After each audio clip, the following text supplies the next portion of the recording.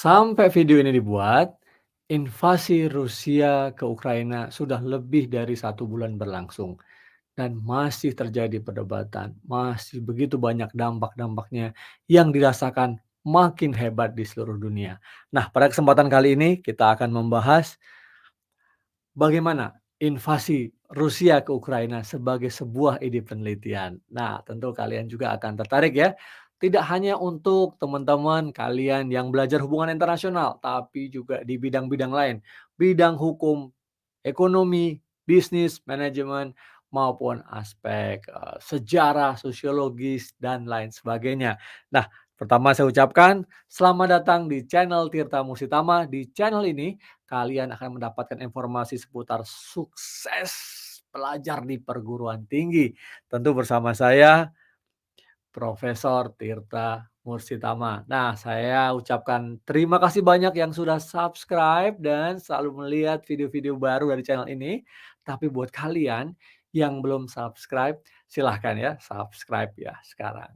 Baik, terima kasih banyak. Kita sekarang akan mulai bagaimana kita akan membahas invasi Rusia ke Ukraina sebagai sebuah ide penelitian. Nah, kita harus tahu sebagai anak yang belajar hubungan internasional ya, maupun kita sebagai warga negara global, warga dunia melihat bahwa apa yang terjadi antara Rusia dan Ukraina sudah menjadi sebuah fenomena global yang berdampak global. Jadi itu sudah berharga, itu sudah penting untuk dibahas. Nah, ini menjadi salah satu syarat yang penting. Sebuah topik penelitian kalau itu penting, menarik, nah makanya diteliti, makanya dibahas. Itu dari satu aspek tentang fenomena dunia nyata yang terjadi. Nah, seringkali saya juga mengatakan bahwa selain itu adalah dari aspek teoritis. Bagaimana sih literatur-literatur yang ada sekarang membahas tentang apa yang terjadi yang menjadi topik penelitian kita gitu ya. Nah, mari kita ambil satu contoh, misalnya dalam konteks invasi Rusia ke Ukraina ini adalah terkait dengan persoalan negara bangsa, negara yang berdaulat, adakah kedaulatan yang dilanggar ya, dan lain sebagainya. Nah, ini menjadi hal yang penting. Contoh satu angle saja. Nah, langsung saja ide-ide penelitian apa yang bisa diperoleh atau yang bisa kita lakukan, baik itu mahasiswa hubungan internasional, mahasiswa ekonomi, mahasiswa bisnis, mahasiswa politik, ya, mahasiswa sejarah, dan lain sebagainya dalam melihat konflik di Rusia dan Ukraina ini. Nah, saya katakan ya, kalau menjadi ide penelitian itu berarti sudah memenuhi sebagai satu fenomena internasional, satu fenomena yang menarik dalam dunia nyata, makanya harus diteliti dan menimbulkan apa masalahnya. Yang kedua terkait dengan aspek teoritisnya. Oke, yang pertama ya, aspek historis. Mungkin kalian bisa mulai melihat ya kalau, teman-teman yang suka sama sejarah atau yang menekuni bidang sejarah, S1-nya sejarah atau mungkin S2, S3-nya bidang sejarah. Mungkin ada yang ingin membahas sebenarnya apa sih sejarahnya atau bagaimana sejarahnya, Rusia, bagaimana sejarahnya Ukraina, ya ada apa di sana ya. Dari sejarah itu apakah ada yang bisa dipelajari, pola-polanya seperti apa, hal-hal strategis apa ya, apakah sejarah akan berulang? Nah, untuk ke depan misalnya, ini contoh ya, jadi kalian yang belajar sejarah Ukraina dan Rusia ini penting banget. Tidak hanya persoalan 2 negara itu, tapi juga dalam konteks di, eee, Eropa, bahkan di global. Oke ya, itu aspek yang pertama. Nah, kemudian lanjut lagi. Aspek yang kedua, mungkin Anda bisa juga meneliti tentang penyebab ya, penyebab invasi Rusia ke Ukraina. Banyak sekali ya angle yang bisa didapat atau bisa dilihat gitu. Dari mana kira-kira, melihat penyebabnya ini? Apakah dari sisi Rusianya ya, apakah juga bisa melihat dari sisi Ukrainanya, atau bahkan bisa melihat dari sisi di luar itu. Nah, ini juga menjadi hal yang tidak kalah penting ya. Bisa jadi apakah terjadinya invasi Rusia ke Ukraina ini disebabkan oleh dunia ketiga, bahkan oleh Amerika, oleh Eropa Barat, atau mungkin oleh yang lain. Nah, ini harus bisa kita teliti dengan baik dan menjadi salah satu, ide penelitian yang luar biasa. Nah, tentu dengan, disiplin ilmu yang berbeda-beda ya. Ada yang mau mendekati secara kultural, sejarah, politik, hubungan internasional, ekonomi, ya, energi bahkan ya, luar biasa. Nah, itu yang kedua. Nah, sekarang kita coba lihat lagi, aspek yang ketiga. Mungkin dari kalian ada yang tertarik tentang perjalanan, tentang proses terjadinya, atau selama ini ya, ketika video ini dibuat, kira-kira 1,5 bulan lah ya, konflik itu sudah terjadi, peperangan di Rusia dan Eropa di Rusia dan Ukraina ya, udah terjadi gitu. Nah, bagaimana proses itu terjadi? Seperti apa? Korbannya kah? Siapa saja yang menjadi korban? Berapa banyak korbannya? Dan juga mungkin proses peperangannya seperti apa? Kita tahu ada beberapa negosiasi dilakukan ya, beberapa minggu terakhir ini, tapi mungkin masih jalan buntu. Ada juga delegasi-delegasi penting yang datang ke Moskow maupun ke Kiev gitu. Nah, berdiskusi sama dengan presiden, eee, Rusia maupun presiden Ukraina. Nah, detail-detail ini sangat penting ya, pola-pola sejarah ya, hal-hal apa yang dibicarakan, kepentingan-kepentingan apa yang ada di sini. Jadi membahas khusus tentang proses. Nah, ini juga menarik sekali. Tentu juga bisa didekati dari berbagai macam disiplin ilmu ya. Nah, kemudian aspek berikutnya ya, kalau nggak salah yang keempat. Nah, ini juga menarik, dampaknya, aspek dampak invasi Rusia ke Ukraina. Banyak sekali. Dampaknya bisa mulai misalnya kalian mau melihat dari dampak domestiknya, baik di dalam, Rusia sendiri maupun di Ukraina ya. Kalau di Ukraina udah hancur lebur lah ya, banyak, apa namanya, refugees ya, warga negaranya yang keluar dari Ukraina dan masuk ke beberapa negara ketiga ya, beberapa bangunan juga hancur, korbannya juga banyak nih misalnya dampak-dampak seperti itu. Atau juga mungkin kalian mau melihat pandangan nih, generasi muda atau warga Rusia terhadap peperangan ini seperti apa.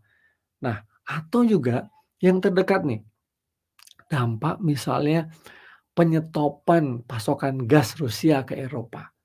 Nah, ini menjadi penting juga nih dampak satu hal ya kan, yang sekarang sudah mulai, diperhitungkan, diperkirakan Eropa ingin mencari gantinya. Nah, ini kan juga hal yang pelik ya, yang sulit, tidak bisa ganti itu secepat membalikkan telapak tangan kan. Nah, belum lagi misalnya dampaknya bahwa semua transaksi yang ke Rusia harus dengan uang rubel misalnya. Nah, ini juga menarik buat teman-teman, buat kalian yang menggeluti soal keuangan, soal finansial, internasional, transaksi, ya ini menjadi hal yang sangat penting.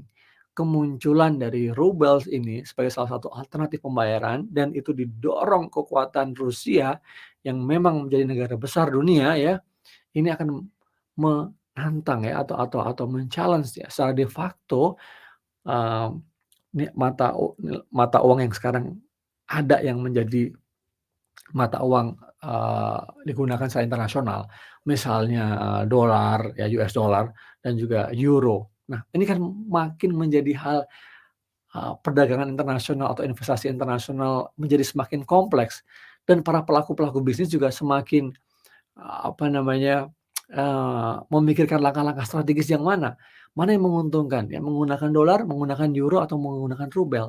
Nah, ini banyak hal ya secara detail yang bisa diambil sebagai topik penelitian ya, hal-hal yang kecil hingga ke sistem finansial global. Nah, ini menarik sekali. Belum lagi kalau kita melihat ya, saya selalu suka mengatakan tentang seiring dengan semakin maraknya cryptocurrency dan teknologi blockchain. Nah, bagaimana itu juga mendesentralisasi sistem keuangan, ya, men-challenge supra, struktur ya dalam kondisi keuangan global atau sistem keuangan global. Ini sangat menarik. Dampak ini, tidak bisa hanya selesaikan oleh Rusia saja, oleh Ukraina saja, atau beberapa negara Eropa, bahkan Amerika, tapi ini menuntut satu kerja sama ya, kerja bareng dari dunia global. Nah, itu dampak yang masih di sana. Dampak Amerika sendiri misalnya, wah sekarang, harus memberikan sumbangan humanitarian kepada Ukraina dan juga Ukraina juga meminta bantuan alat-alat militer. Biden juga meminta, kesepakatan Kongres, persetujuan Kongres ya untuk menambah bantuan lagi kepada Ukraina. Banyak sekali. belum juga aspek-aspek domestik dari warga-warga negara Amerika maupun beberapa negara Eropa melihat kasus ini, melihat bagaimana negaranya bertindak. Nah, sekarang buat Indonesia, bagaimana? Luar biasa, buat Indonesia ternyata juga berdampak. Indonesia saat ini menjadi presidensi G20, di mana punya kepentingan bahwa nanti di KTT pemimpin G20 di bulan November 2022, nanti di Bali ya, nanti kita lihat nih, apakah, semua anggota G20 akan hadir. Masalahnya kenapa? Karena Amerika tidak mau Rusia datang ya. China tidak mau kalau Rusia tidak diundang atau tidak datang gitu kan. Indonesia terjepit di antara tengah-tengah itu. Indonesia harus punya suatu langkah yang strategis. Nah, saya lihat, saya dengar dan juga kita semua udah tahu ya di media kira-kira tanggal 27, 28 April yang lalu Pak Jokowi kontak dengan Putin dan juga kontak dengan, Presiden, Ukraina ya. Nah, jadi mereka diusahakan agar tetap datang dan ini suatu hal yang kita tunggu.